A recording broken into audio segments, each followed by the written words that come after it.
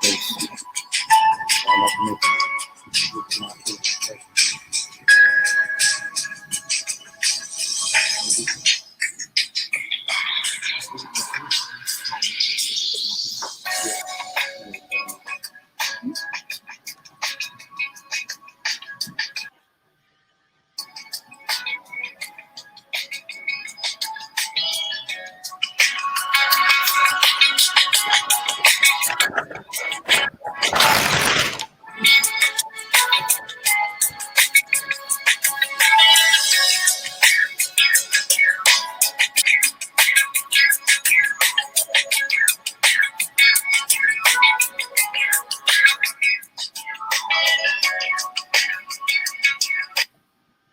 Good evening and a very warm welcome to each and every one of you. We'll be starting in the next 10 minutes. Thank you.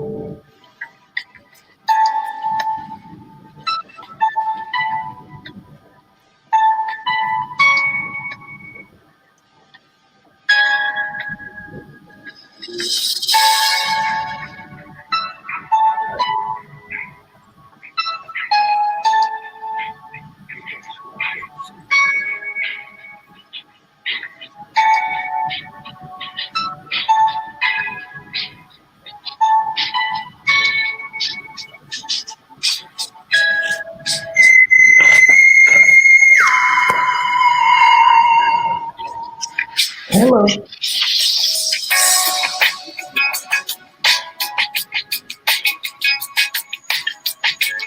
Oh, sure. Wait a minute. Okay, just a second. Here is my mic.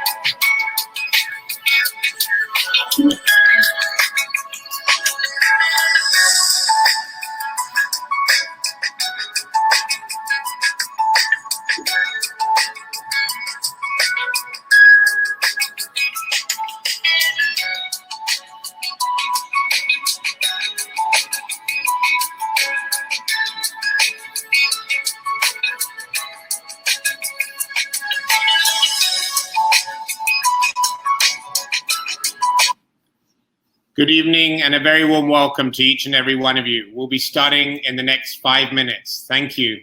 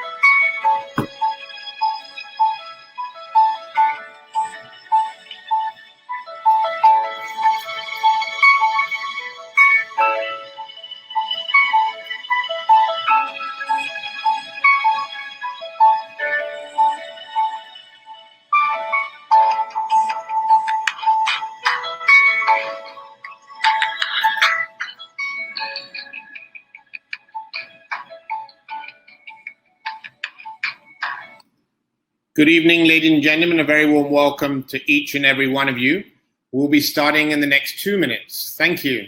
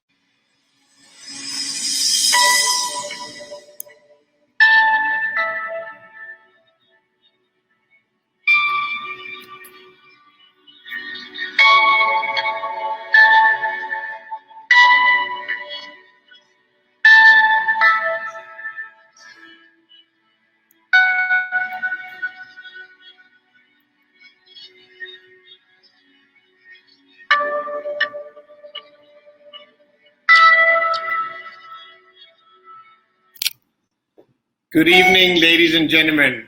A very warm welcome to each and every one of you here today.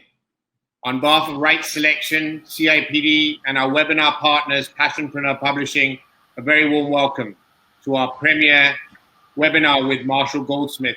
For For the last 25 years, Right Selection has been bringing global thought leaders to the Gulf region and the Indian subcontinent, partnering with organizations and leaders like yourself, because our aim is to inspire leaders like you, not only to pursue greatness, but also to create future leaders within our organization and for ongoing growth and success.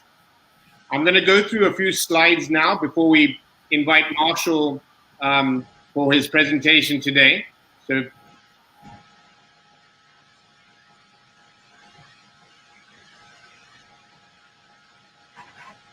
we have Passionpreneur Publishing, who are our webinar partners. If you're looking to publish a book individually or as a co-author, you could connect with them. If you're interested in partnering with Right Selection in terms of our webinars, we've hosted over 15 webinars with close to 10,000 people now. So if that's of interest, do reach out to connect with our team that helps you with brand association, ample product visibility, and great quality business leads. It'd be a pleasure to connect with each of you on LinkedIn. We like to stay connected with like-minded, like-hearted professionals like yourself. So do connect with us on LinkedIn. And obviously there is a link where you can share your feedback and your experience of one takeaway that you took from Marshall's session today. What one idea are you going to put into action? Building blocks. We as an organization are supporting building blocks during this very challenging times. The children and families in the slums, one of the support we have as NGOs is building blocks, and they provide education to these children. Currently, the children are not receiving education, and they don't have the technology. So what we're doing is supporting them with sending them food each month. So we count on your support to help us pay it forward as leaders and give back to those really in need. So we thank you in advance for your support.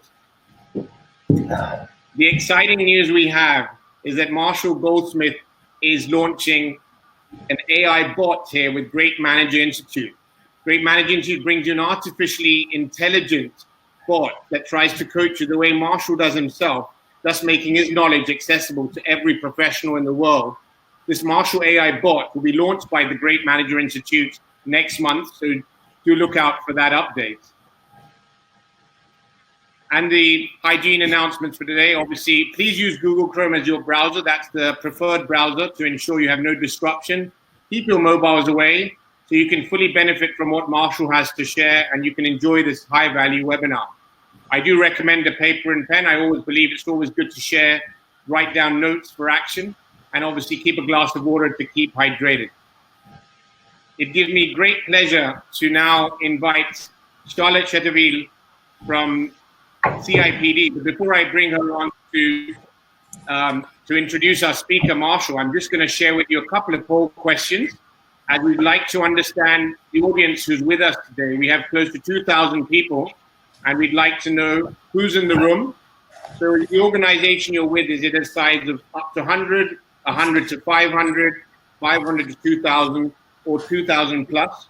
If you could quickly select one of those so we get a sense, Marshall knows the sort of audience in the room, the kind of organizations you're working for, that would be greatly appreciated. Thank you.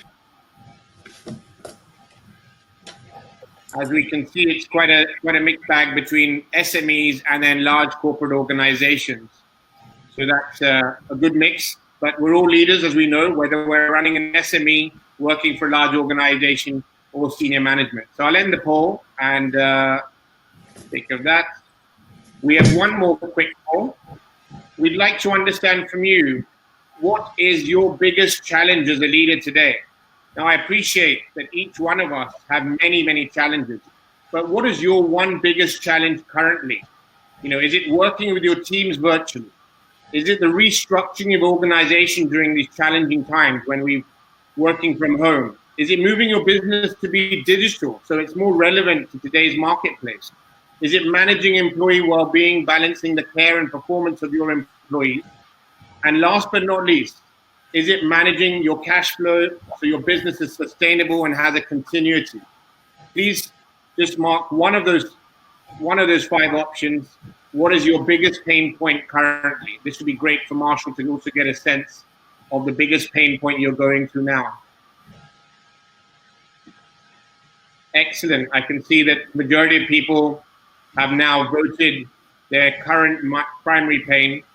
As you can see, Marshall, a lot of the percentage is managing the business continuity, managing employee well-being is some of the primary challenges.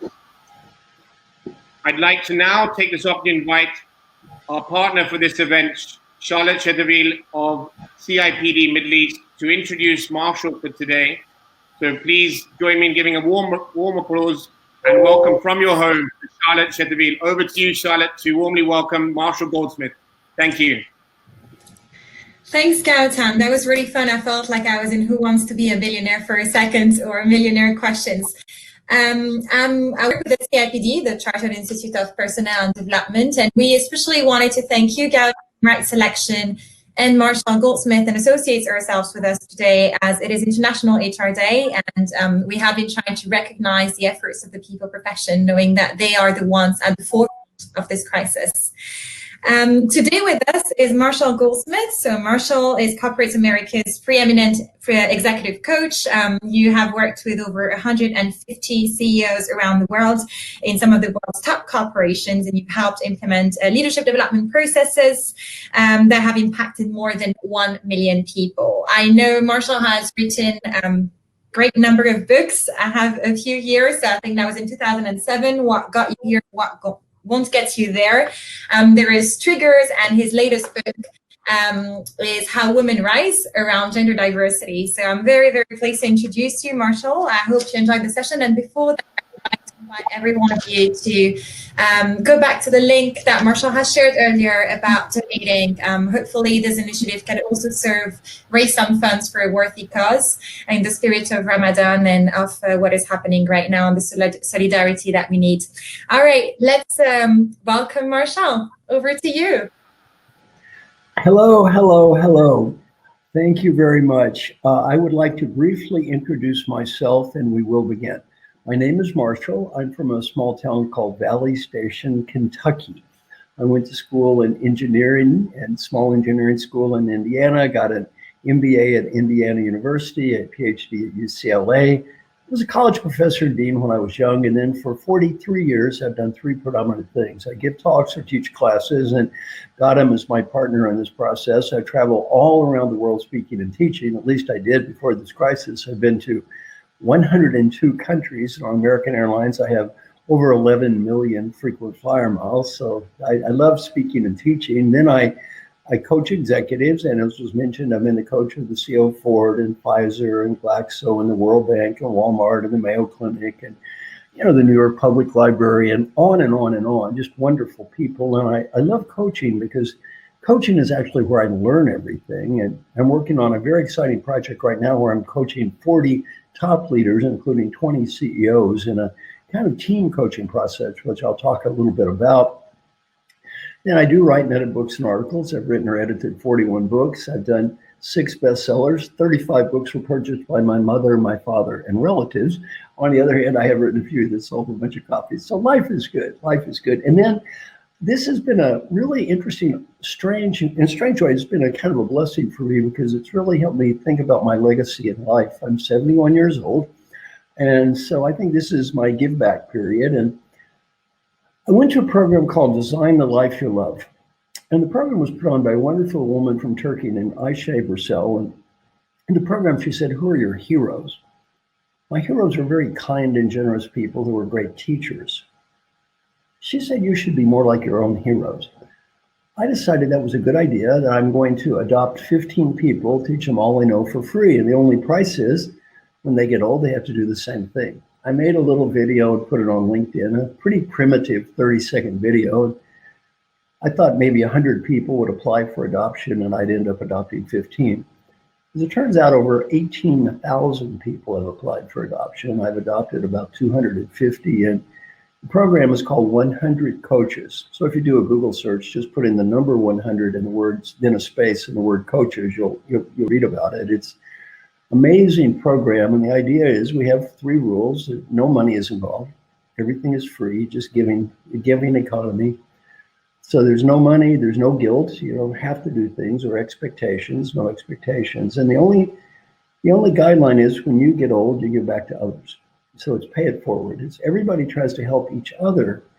And then the goal is, the only price is that you're expected to give back to another person. And it's just been an amazing, amazing process. And again, I've decided in my older years, I want to try to help as many people as I can in the time I have left to do it. So all of my material is online. You may go to www.marshallgoldsmith.com.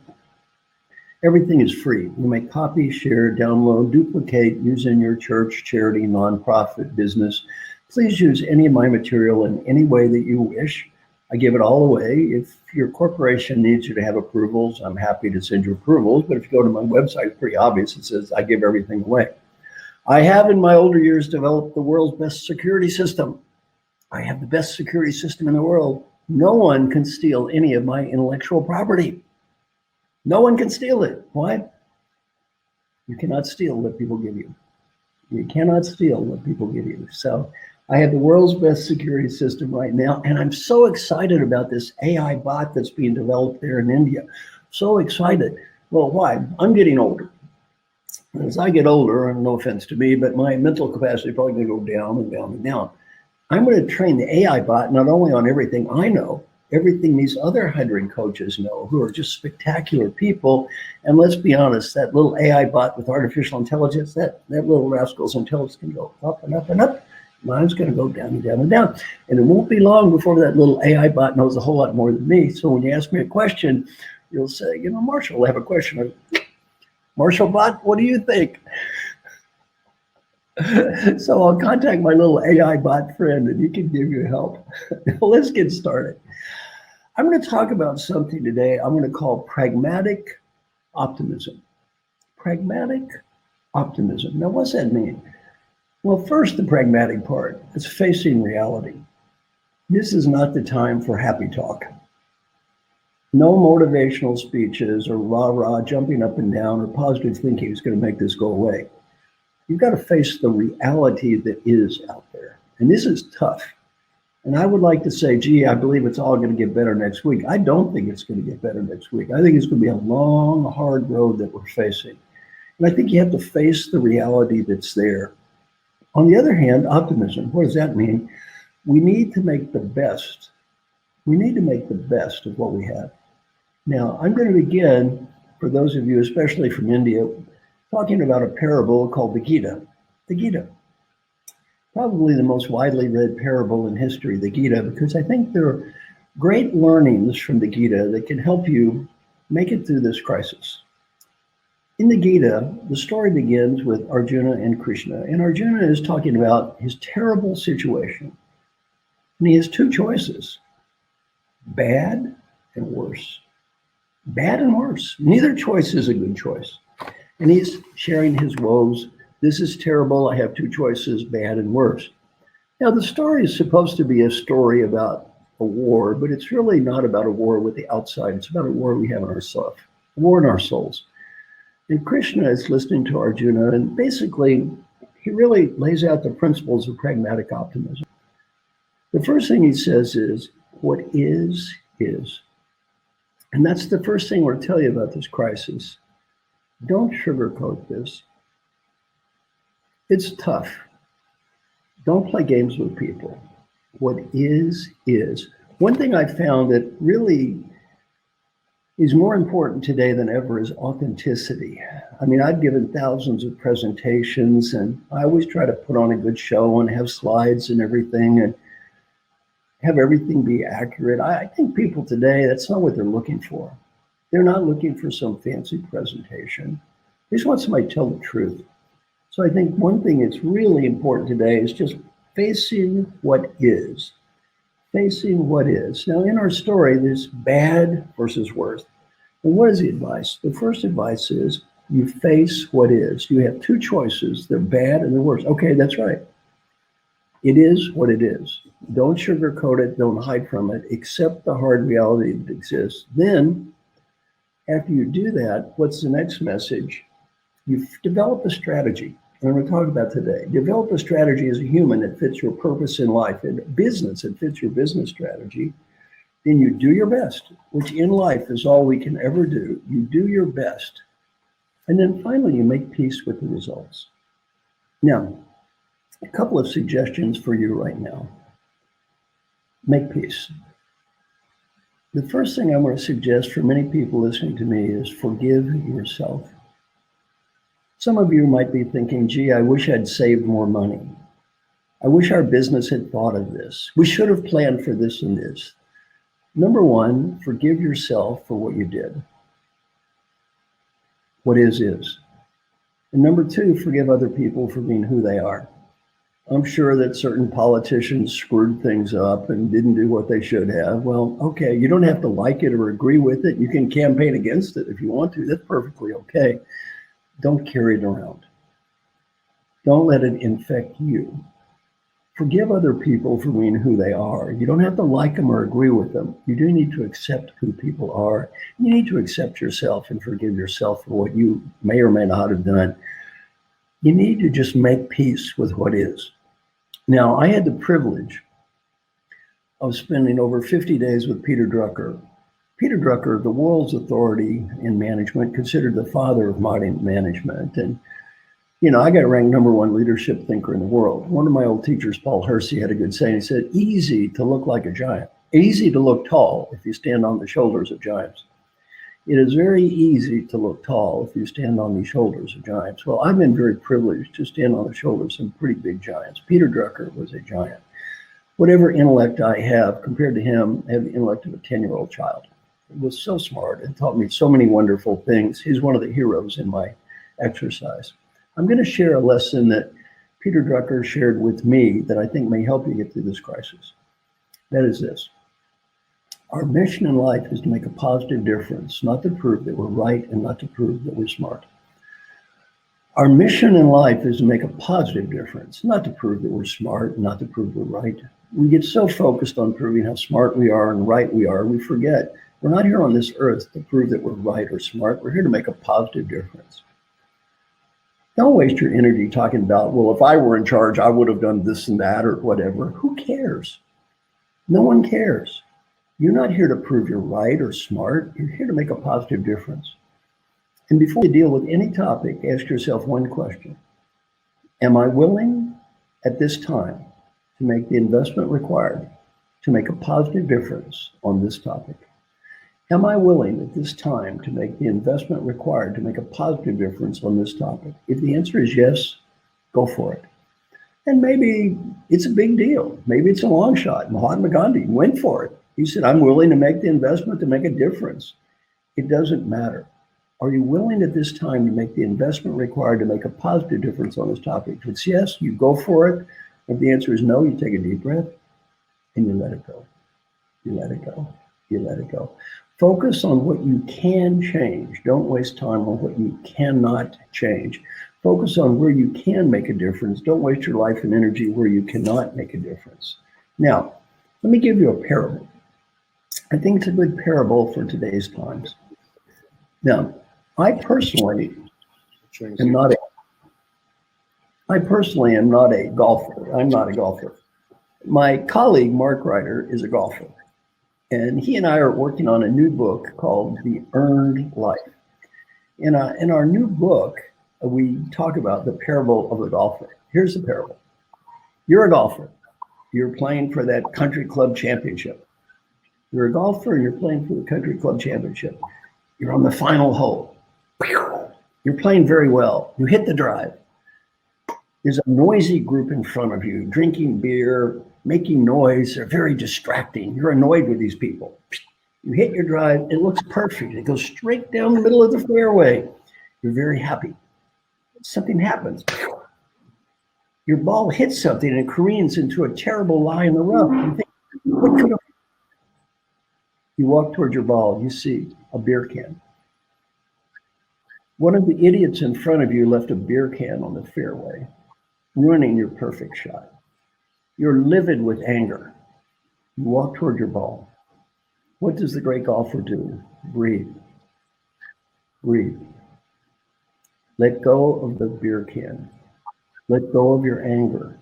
Forget about that shot in the past and focus on the future. Breathe.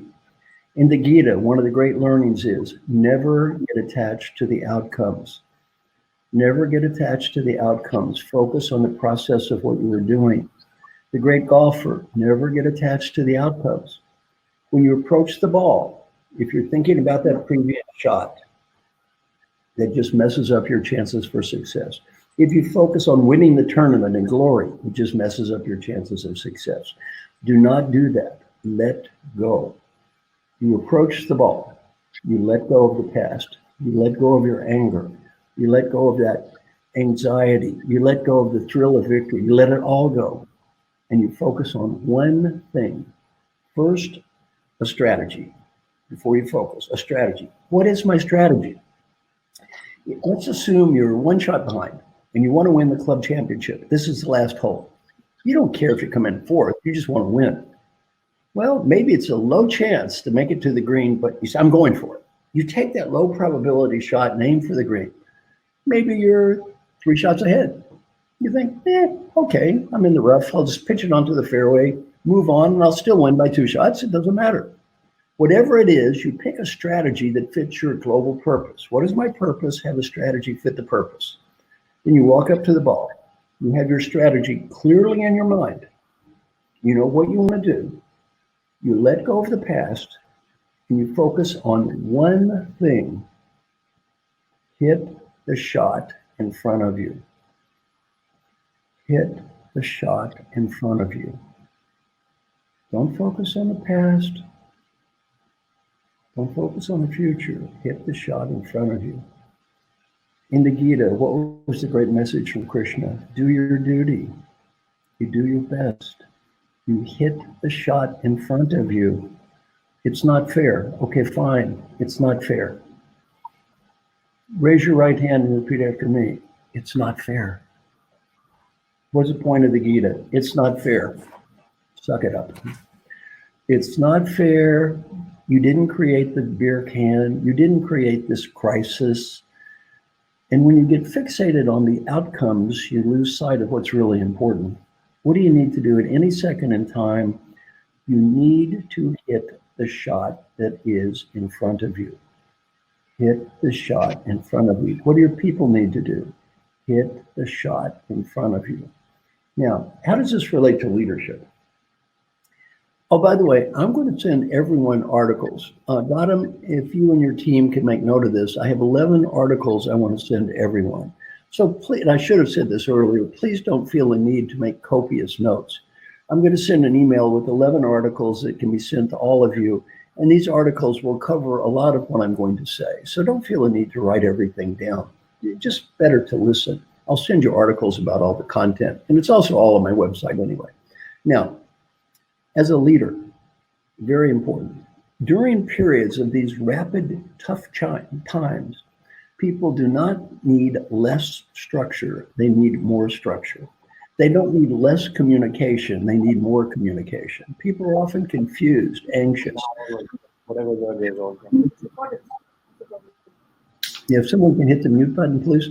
2 of my mentors were Dr. Paul Hersey and Ken Blanchard, who invented situational leadership, 2 of my heroes in my heroes study. During periods of rapid change, people's readiness to do any task goes down, not up. It goes down, not up. They need more structure, not less. Here is a simple model that I've used in my coaching. In my coaching, as some of you may know, I have a very unique billing system. I don't get paid if my clients don't get better.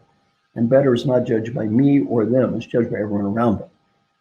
This is the process I've used with 7 major CEOs, and I got paid 7 times. They all got better at providing direction, at coaching, at feedback. It's called the 6-question coaching process. And again, I'll send everyone a copy of the article. You don't need to write it all down. How does it work? And very important during times of these rapid crises. As a leader, I would suggest having a one-on-one dialogue with each of your direct reports and cover 6 basic questions. Question number 1, where are we going? This is the big picture. Where are we going as the larger organization? And then ask a question to the person. This is a dialogue. Where do you think we should be going? Because you want to get their input. This isn't a dictate, it's a dialogue. Question number 2, where are you going? I would say, here's where I see you and your part of the business going. Then ask a question. Where do you think you should be going? because you want to have alignment two ways. One between the big picture and the small picture, and one between you and that other person. Number three, doing well. I'd say to the other person, here's some things I think you're doing very well in this time of crisis. And during times of crisis, it's easy to forget giving recognition. You get so focused on problems, we often lose sight of gratitude and recognition. Then ask the person a question, a great question for a leader to ask. What are you proud of? What are you proud of right now? What are you and your team doing that you really feel is worthy of recognition? Well, sometimes that person may say something you as a leader never thought of. They may say, we worked all week on this project. It's really critical. It's worked well. I'm so proud. You might say as a leader, I didn't know that. I didn't know that. That's very good. I should recognize the team. So I asked that question, what are you proud of? So the first three questions. Number one, where are we going? Number two, where are you going? Number three, doing well. Number four is called suggestions for improvement. And those of you that know me know I'm a great proponent of something called feed forward. Focus more on the future than the past. And I would say something like this, moving forward, as your manager, here's some suggestions I might have for you.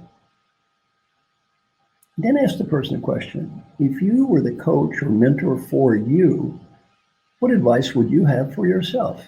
A very wonderful question. If you were the coach or mentor for you, what advice might you have for yourself? And listen. Now, my friend George Borst, one of my coaching clients, and I can mention the names of my clients, George was CEO of Toyota Financial Services, multi-hundred billion-dollar organization. And I taught this to George. He was skeptical about question four, asking that question, if you were the coach for you, what advice might you have? He thought, well, people are just going to say things like, I work hard and I'm so dedicated. I don't know how, I can barely do it all. He thought he would hear fluff. He said he was very surprised to find out he did not hear fluff. Most of the times people had great ideas. He said, in fact, in more than half the time when I asked that question, I ended up as the leader saying, you know, Mr. or Ms. Direct Report, I thought you should work on X in the future. Now that I've listened to your ideas, I like Y better. Let's do it your way. Let's do it your way. Question number five, a great question for leaders, how can I help? And then finally, question number six, what ideas or suggestions do you have for me? What changes can I make moving forward that can make things better for everybody? 6 basic questions. Where are we going? Where are you going? Doing well? Suggestions for the future? How can I help? What ideas do you have for me? Now, here's the secret to making this process work. It's called mutual responsibility. I would then say to the other person something like this. I'd say, you know, I'm going to do my best to help you and me achieve clarity at any one point in time. If you ever feel confused, if you ever feel you need guidance, if you ever feel overcommitted, I want you to immediately talk to me. Because if I do my job on a regular basis and you do your job of making sure that we're communicating, there's no reason that we won't have alignment. Now, during the period of crisis, here's what I would also say. Mr. or Ms. Direct Report, we've got to face reality. Things are changing very, very rapidly. You know, I can't say that our strategy today is going to be our strategy 5 years from today.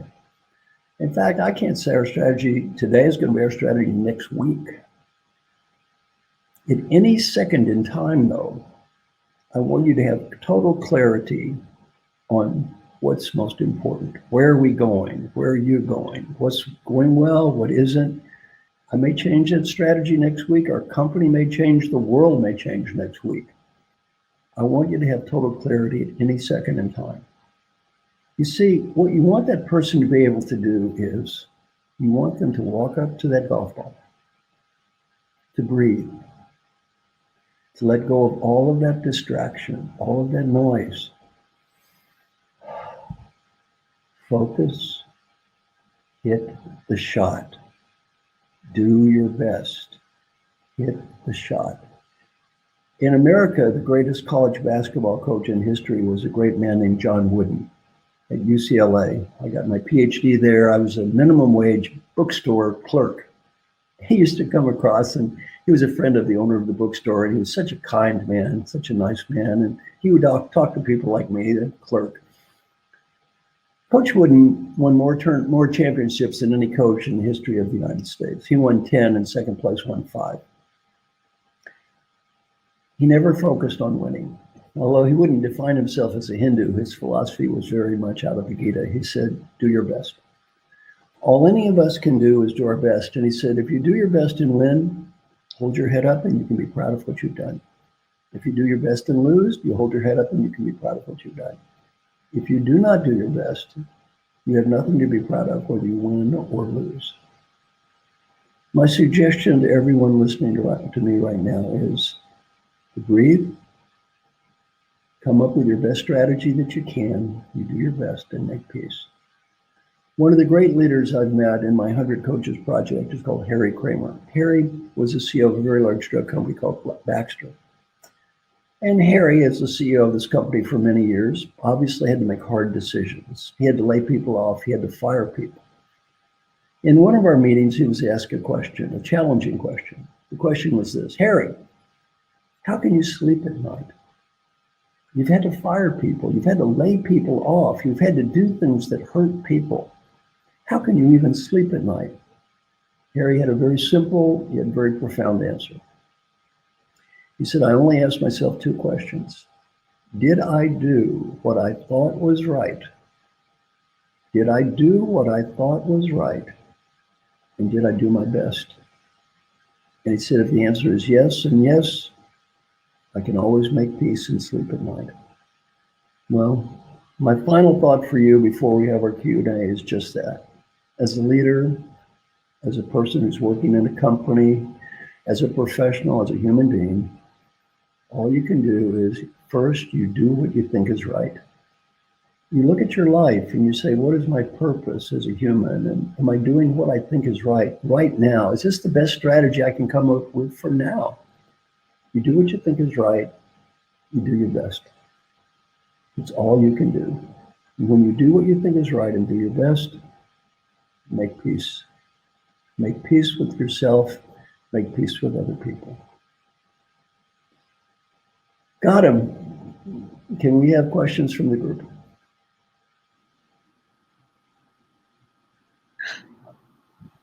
Thank you, Marshall, for your insights. It was really appreciated by one and all. Before we move to the Q&A session, I want to take this opportunity actually to launch a couple of books, which was going to happen when you were coming to India, as we were scheduling you for April or June this year. So we thought, now we're living in this new virtual world, let's not miss the opportunity to acknowledge and appreciate a couple of book launches that were planned. The first one is called The E5 Movement, which is the leadership through the rule of 5 by Paul Dupuis. Paul, in fact, you shared the book. You'd given your testimonial for this book, Marshall. Paul is a Canadian who's lived and worked across several countries in Asia and spent more than 20 years in Japan. He moved recently to India 3 years back as the CEO and MD of Randstad India, the world's largest staffing and HR solutions company. And this book's a valuable book for all leaders. So, Marshall, it's an absolute pleasure to have you online to officially launch the book. If you'd like to say a few words to Paul, who's online, and the E5 Movement book, which you can see on your screen. Hello, Paul. Congratulations on a great book. Very exciting. Best wishes for great success. I'm very honored to be able to be supportive of your book and the foreword and the endorsement. So thank you so much for doing your great work. Fantastic. Thank you, Marshall. And Paul's book is available online. The link is shared in the chat box. If it's something that you would like to get for your leadership teams, please do click on the link. And for me personally, Marshall, thank you very much for doing the forward for my premiere book.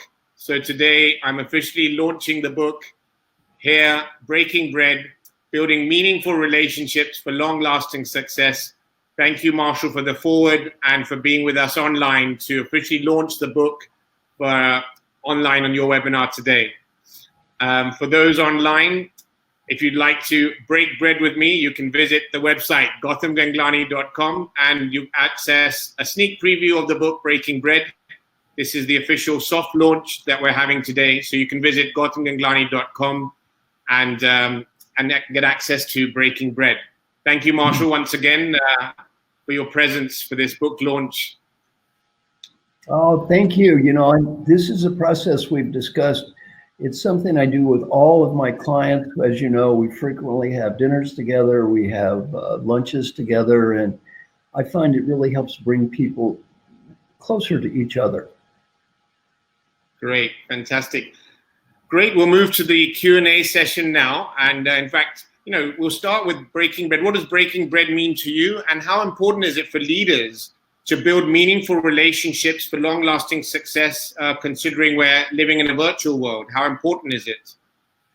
Well, to me, when I say breaking bread, I think we need to look at that not just literally today, but more metaphorically. And I, as you know, I've had dinners with my clients for years, these CEO dinners where we get together, we talk about life, and I find them so valuable. Right now, I'm working on an exciting new project that's kind of like breaking bread. I'm getting 40 great leaders from around the world, great people from around the world, and they're all going to be sharing their own personal issues and problems with each other in groups every week, little groups of 6 to 8. Some of these people from India, or Indian in origin, Raj Shah. Raj Shah was the Indian American of the Year. He's the CEO of the Rockefeller Foundation. Before that, he was the head of the United States Agency for International Development at age 37. Ashish Shadwani was in charge of junior achievement. We have Gail Miller, a wonderful woman, owner of a U.S. basketball team. Pune Mahajer from Iran, and she was Entrepreneur of the Year in the United States. Deanna Mulligan, Guardian Life, one of the top 50 powerful women in America. Teresa Russell was the Chief Financial Officer of America. We have David Chang, who's a favorite chef. Pau Gasol, a great basketball player. Curtis Martin, the National Football League Hall of Fame. Jim Kim was president of the World Bank.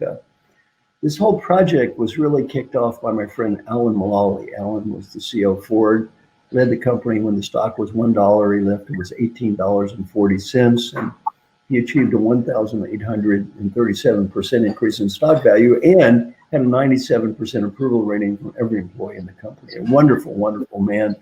He's really helping me with this project. And what it is like breaking bread.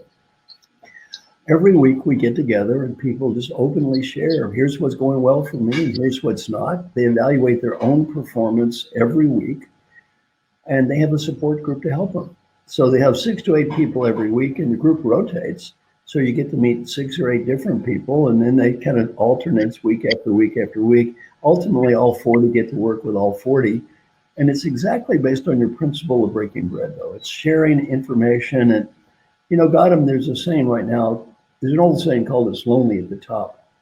But today it's lonelier at the top. Yes. People are afraid. They're under so much pressure, and everything they say is put on the internet, and people make fun of them and judge them. And it's lonely at the top. So for these people to be able to get together and just, in essence, virtually break bread, to share their challenges, to share what they've learned, to share what's going well, they learn far more from each other than they learn from me. So my whole coaching process, called stakeholder-centered coaching, is kind of like that. It's learn from everybody, and the breaking bread principle is just a great way to help people do that. Thank you very much, Marshall. I'm going to lead to the questions that we have from the audience. There's a lot of questions. We'll run through as many as we can for today. So the first question is, you know, leaders are going through a lot of emotional challenges each and every day. And so how would you share, how should leaders maintain an emotional balance each and every day during the sort of dramatic changes that we're all going through? That's from Anil Goswami from India. Over to you, Marshall. Yeah, and again, I think the Gita is a great source of inspiration on this. The first thing I would do is breathe. Breathe. Accept what is. Don't hide from it. In the Gita, it was a lot of gnashing of teeth, and it's awful, and emotional distress. And what is the message? Make peace. What is. Don't get fixated on the outcomes. By the way, if this virus has taught us anything, it should be don't get fixated on the outcomes. Why? You didn't create this virus. You didn't create this. This was outside of your control. You do your best and you make peace. Now, there's a process called the daily question process that I'm going to go through with my 40 great leaders. And that is every day, I'll give you a little technique to help you just evaluate your own life. Every day, you get out a spreadsheet. On one column, you make a list of the questions that are most important in your life: friends, family, coworkers, health. Could be making peace with what is. One woman I'm working with, one of her questions is, did I forgive myself today? Did I forgive myself today? Well, make peace with what is. Then every day, 7 boxes across, you evaluate your progress. At the end of the week, you get a report card. Now, I'm going to warn all my listeners in advance that report card at the end of the week might not be quite as beautiful as the corporate values plaque you see stuck up on the wall. I've been doing this for years, probably 30 years, and you know what I've learned? I've learned that life is very easy to talk, and life is very difficult to live. If you do this every day, you don't look at those talk values, you look at those live values. It's very hard every day to just look in the mirror, and it works. Most people quit. They don't quit because it doesn't work. They quit because it does work. It's very, very difficult to do. And in our groups, you're going to be sitting there every week with 8 people, 8 very distinguished people. And they're going to say, you know what? Here's my emotional challenges. Here's what I'm going through. And people are going to all try to help and support each other. Well, the other thing, my advice is get help. Now, Gautam, as you know, I have someone call me every day. It used to be Jasmine, but she just had 2 babies. So now it's my friend Mark Thompson calls me every day. Right. Every day he calls me. Why do I have someone call me every day? My name is Marshall Goldsmith. I am too cowardly to do this stuff by myself, and I am too undisciplined to do this by myself. I need help. And you know what? It's okay. It's okay to need help. Just get help. These 40 great leaders that are part of our project. Hey, I've been president of the World Bank. I need help. I'm CEO of the largest health delivery company in the world. I need help. I'm an NBA All-Star. I need help. I'm in the Pro Football Hall of Fame. I need help. I'm a Broadway star. I need help. You know what? We all need help. So get over that macho nonsense of I could do it on my own and get help. Right. Thank you, Marshall. And don't be ashamed to get help either. Get over that shame thing. The next question we have is from Bharat. He said, how do I motivate and inspire my team working virtually? As a leader, how do I keep my team inspired during this time of crisis and working virtually? Any ideas and suggestions? Yes, Scott. And one of the articles I'm going to send to everyone is called Team Building Without Time Wasting. Team building without time wasting. It's something you can do very well virtually. So what you do is you have each team member have a dialogue with each other team member. And in team building without time wasting, first you ask a question to everyone: how well are we functioning as a team? 1 to 10 scale. And second question, how well do we need to be functioning? And typically, by the way, if the average score in the world is we are a 5.8, we wish we're an 8.7. That's the average from over 1,000 teams. So if that's your score, don't feel bad. Very few of us think our teams are working as well as they should. By the way, before the crisis, they don't think our teams are working as well. So after the crisis, don't expect everything to be perfect. It probably won't be. But let's say you do this survey with your team and they say the average is 5.8 in terms of teamwork. We want to be an 8.7. You say, great, how do we get there? Well, then you ask each team member, you can do this virtually, please send me 1 or 2 ideas. If we all did this, it'd improve our quality of teamwork. Well, you collect the ideas and you summarize and you come up with the biggest one. Then you have each team member, and they can do this virtually, talk to each other team member, and they ask a feed-forward question. They say, we are 5.8, we want to get to an 8.7. Now, let's say every one of the team says we're going to work on listening. Say, okay, we're all working on listening. Other than that, give me specific ideas. What can I do to help the team? They all collect input, and then everybody picks something to improve. Then we began a very simple 3-question follow-up process that works this way. About once a month, each team member, and they can do this virtually, contacts each other team member with 3 questions. Question number 1, say, team member Gautam, we're all working on being better listeners. Give me 1 idea to help me be a great listener. Coworker Gautam, number 2, my own personal area for improvement in teamwork is giving recognition. give me one idea to help me to do a great job of recognition. And finally, coworker got him, what can I do to be a better member of the team? I can work on everybody else. What can I do? And then you follow up, follow up, follow up. And if you look at our research on another study we did called Leadership as a Contact Sport, the numbers on this from around the world are just amazing. So it's a great process to use during a period of time crisis, team building without time wasting. It's what it's called. I've done it with many CEOs and it's produced pretty much consistent great success across the board. So very good question. I will include that in the list of articles that we will send to people after this. Thank you very much, Marshall. You use the Gita. I mean, what's your experience of using that Gita in terms of as a leader? You've shared that a lot today. So is that something applicable across the world? Something that you share? What are your insights there? Well, a lot of what I've learned, my favorite place to work in the world is India because people, they like teachers and I like working there. I use this example around the world. I mean, what I just taught you, it wouldn't matter if I was doing this in another country, I'd use the same example. I just think it's just a great example. And again, if people are uncomfortable with mentioning the Gita or whatever, don't mention the name of it. You don't have to mention the Gita. You can just talk about what you learned from the Gita. So you don't have to, I don't think Krishna's going to write you hate mail if you don't mention Krishna's name. It's okay. It's okay. So you don't have to talk about the Gita as such. You can talk about what you've learned.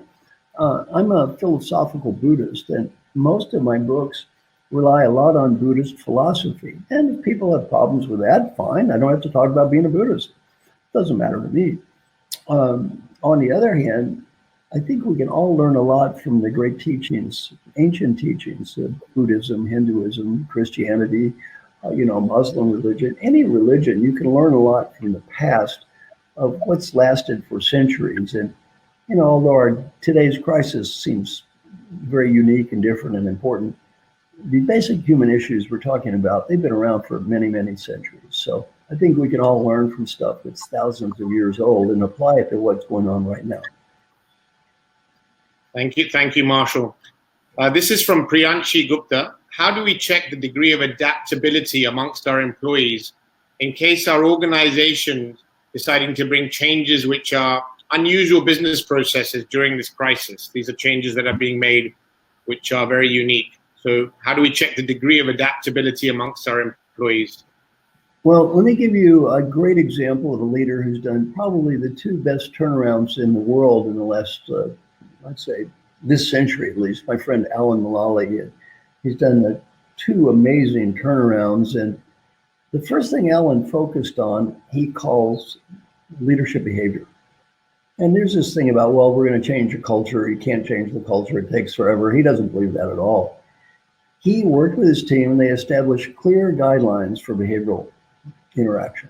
Here's the way we're going to treat each other. And these, if you've read my books, like What Got You Here Won't Get You There, I'm his coach. So it's none of this stuff is rocket science. I mean, nothing I teach is rocket science. It's all simple stuff. So Alan then says, all right, here's the way we're going to treat each other. And they had a little card. It said things like treat people with respect and have fun, but not at others' expense. You don't try to prove you're right all the time. Simple stuff, right? Well, then he said, here, starting today, this is the way we're going to act. And by the way, there's not a vote. We've already determined this is it. Well, one of his top people went to Bill Ford, who was the chairman of Ford, and said, Bill, this is childish Boy Scout nonsense. If I want to make jokes about other people, I can. Who is this guy? Bill Ford said, well, he's the CEO. Go talk to him. Alan said, you've made a choice and I made a choice. I'm not saying you're wrong. I'm the CEO and I made a choice and you made a choice. Goodbye. Another person challenged him. He said, I've made a choice, you made a choice. You don't want to live this way? It's fine. Goodbye. I'm not saying you're wrong. I made a decision. Goodbye. He fired 2 people out of the top 16. 14 of the 16 people that led the company to bankruptcy turned the company around. Well, how did he deal with people that didn't want to get with a plan? Goodbye. At a certain point during periods of crisis, people have to step up. They have to step up. And Alan didn't do psychoanalysis. He didn't talk about, your basic belief structure or your religion or any of that stuff. All he said is, look, here's the way we're going to treat each other, starting now. And this is my decision, and go for it. As a leader, you need to have the power to make a decision. You need to have the guts to stand behind that decision. And you need to tell people, this is a time of crisis. Here's the way we need people to act. And I'm not going to judge what you've done in the past. By the way, he did not judge anyone on the past. He just said, we're starting today. Starting today, this is the way we're going to act. If you don't want to act this way, it's okay. Work someplace else. This is the way we're going to act in this company right now, starting today. And if you don't want to do this, we're very busy under lots of pressure. It's okay, work someplace else. Well, you have to be willing to take that hard stand. And again, Alan, like Harry, had the same two questions. Am I doing what I think is right? Am I doing my best? Yes and yes, make peace. Okay, got it. Thank you, Mark. The next question is from Shantanu. Will the GLA model undergo any change post-COVID in terms of the main 5 leadership attributes? Will the what model? Will the GLA model? Yeah. You know, and the answer is, when I'm not the technical expert on that question, I defer that answer. So there are other people who can answer that question better than I do, since I didn't develop the model. So, you know, yeah, I would say I'm not the authority to answer that question. And by the way, a good thing to always learn is when you're not, if I'm not the authority, I try not to answer the question. I'm not trying to be evasive. It's just that if someone can answer the question better than I can, and in this case, someone could answer it better than me, ask them the question. I have a general guideline with my clients. When I wrote the book, ask me the question. If I just read the book, read the book yourself or ask the author the question. Don't ask me. Thank you, Marshall. The next one is from Vishal. These times are a real test for leadership, as you've shared, and we're seeing some big gaps that we didn't even know existed, adding on to the uncertainty. What advice or thumb rules can you guide us again as leaders that we can really do during these very uncertain times? Again, during uncertain times, you don't need less connection, you need more connection. Alan's process, what he calls a business plan review process, during periods of crisis, they went from doing it every week to every day, and sometimes multiple times in one day. Why? During periods of rapid change and crisis, you need to revisit, where are we going now? What are our priorities now? What's going well now? What's our strategy now? And again, you want everyone to have a clear mind at any second in time. You want everyone to be able to approach the shot, breathe, they know the strategy, and hit the shot at any second in time. And you can't sit there and fixate. Well, this may not work. You're right, by the way, Gautam. There's a lot of stuff may not work. In fact, I'll even go further. There's a lot of stuff that will not work. You're going to try things and fail. That's life. That's life. And be honest with people. This is tough. Hey, I'm not going to give you some snap your finger strategy and everything's going to be great. If you're in the restaurant business, my good friend Dave Chang is one of the top restaurant guys in the world. This is public announcement. He's announced 2 of his best restaurants are closing. What's he going to do to fix it? Nothing. Nothing. There's no way you can run a Michelin 2-star restaurant with social distancing. He's in New York City. They're going to have no tourism for the next 9 months. There's no way he's going to fix it. It's over. This is very hard to make peace with in life. Sometimes it doesn't work, and sometimes you don't win. The Gita. Sometimes you don't win. Okay? What do? You start over. You start over and you make peace. That's all you can do. And by the way, there's no amount of happy thinking that's going to cause you to win every time. 4 out of 5 small businesses go bankrupt anyway in 10 years. It's not going to be easier today. It's probably going to be tougher. Now, let me give you some good news, Gautam, in terms of failure. The bad news is it's going to be tough out there the next 3 or 4 years. I think it's going to be brutal. The good news is there are going to be incredible business opportunities coming down the road. I mean, where I live in New York, the bad news is I love all those little small restaurants and places go and sing, and it's so much fun. Most of them are going to go bankrupt. And there's nothing they're going to do to stop them going bankrupt. Tourism is gone. There's no way they can operate that business for 9 months. They don't have the cash flow. It's done. That's the bad news. The good news is somebody's going to buy every one of those businesses back at 20%, restart them in 3 or 4 years, and probably going to make a lot of money again. This will come back, and there will be fantastic opportunities that you need to be ready for. In the short term, you're not going to win every battle here. It's not going to happen. And by the way, if you know it's not going to work, you need to have the courage just to let it go. Like David Chang said, this is not going to work. There's no way I'm going to save this restaurant. We don't have the cash to let it run by itself for 9 months with losses. We have to go bankrupt. That happens. And yet, sometimes you lose. If you do, you make peace and move on. Great question. Got him? What's the next question? Hello? Yes, Marshall. The next question is all about leading with gratitude. Obviously, how we create a culture within our organization so that everyone leads with an attitude of gratitude. I know your dear friend Chester speaks on this, but if you could share your perspective on that, that would be great. Thank you. Well, I would just follow with being able every day to focus on what is going well and thank people for that.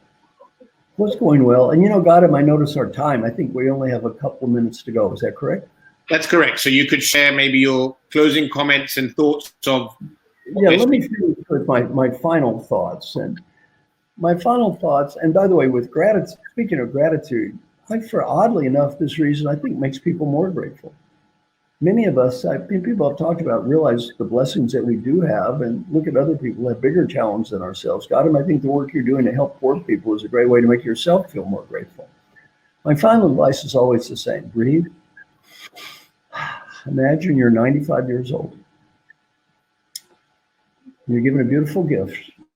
You go back in time and talk to the person that's living in this crisis right now.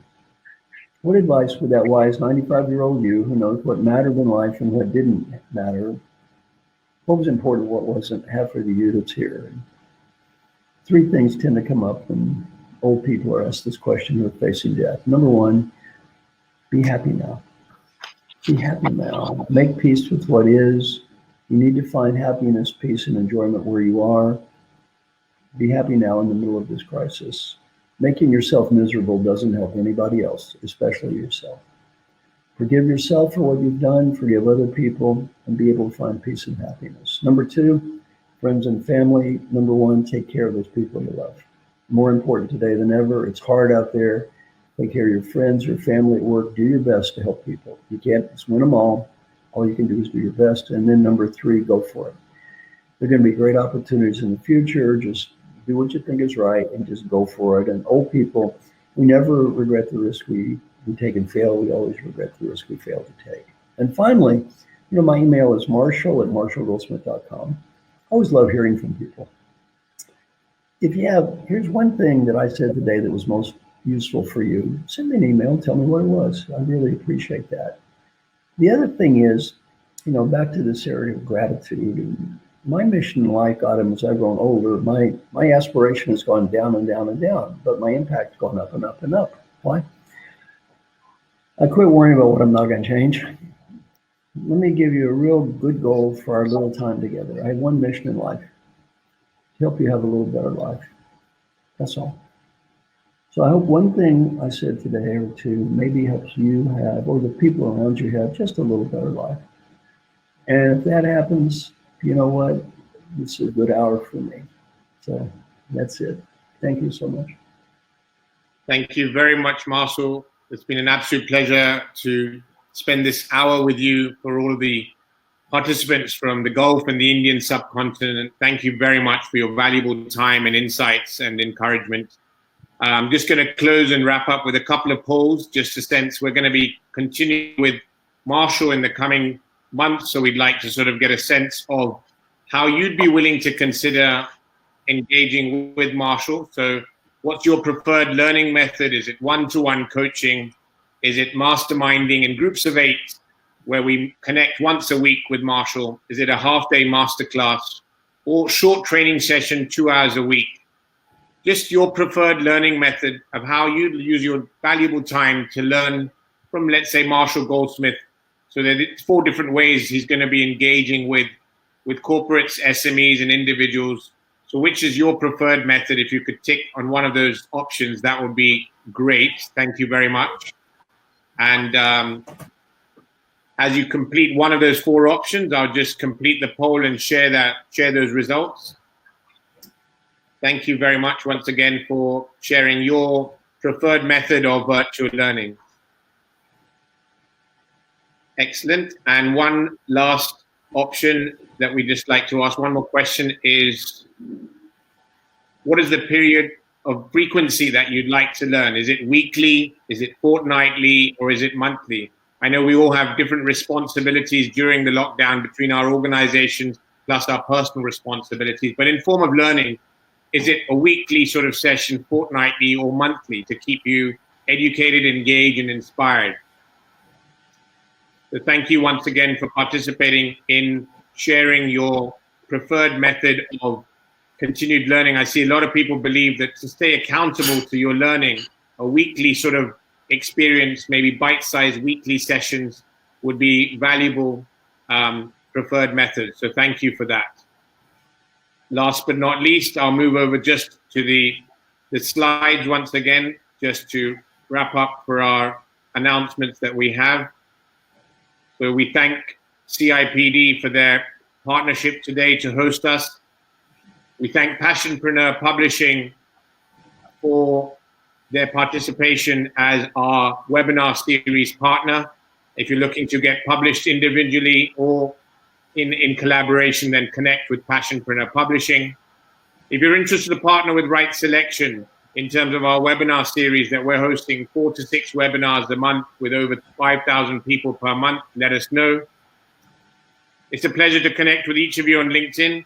We have a post and a link which has been shared on the post on the chat box. If you could share your experience or one takeaway that you've had from today that Marshall shared, which really inspired you, that would be great. So do comment on the LinkedIn post that's been shared. Obviously, pay it forward, a great opportunity for us to give back to those in need. We're supporting over 2,000 families, sending them food each month to support them in the slums. So your support in contributing would be great.